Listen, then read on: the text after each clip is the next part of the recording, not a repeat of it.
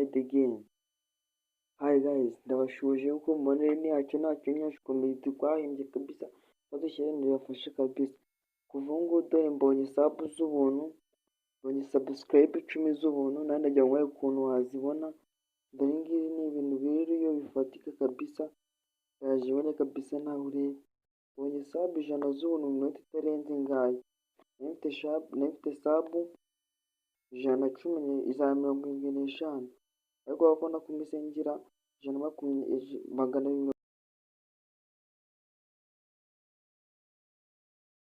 276.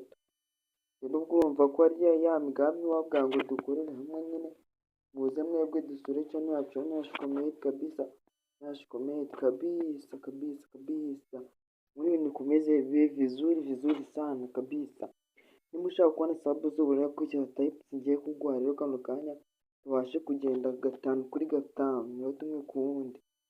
Uraza muri Chrome browser yawe nyine, muri Chrome browser yawe witapingeho ngiyanga hasi kuri typepad abantu batari kuyibona, uhita uzitapingeho fresh.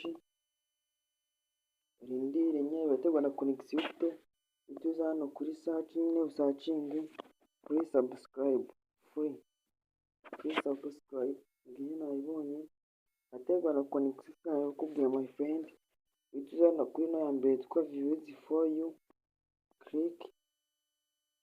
Nize ko tubijyana nta muntu usiga, nshaka kubafasha amacani yonyine yose akazamuka kabisa, ariko ni ibintu binshimishije cyane ariko bimwoze ku mutima kabisa.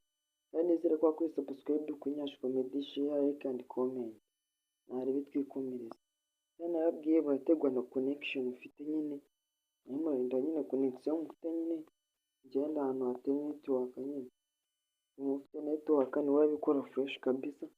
Nyine ubwo mwinginga network mureba nako ngiye network zanze nyine, ariko nyine ni kuri akuboro ugiye kuri iyo app nyine bahita bakwereka nyine ahantu ushyiramo email na password, kwa kundi ndakeka ko nta muntu wekira udafite email na password nyine uhita byuzuzamo fresh, ugahita aho nyine aboro ushyiramo email na password, ugatangira kujya subscribe z'ubuntu.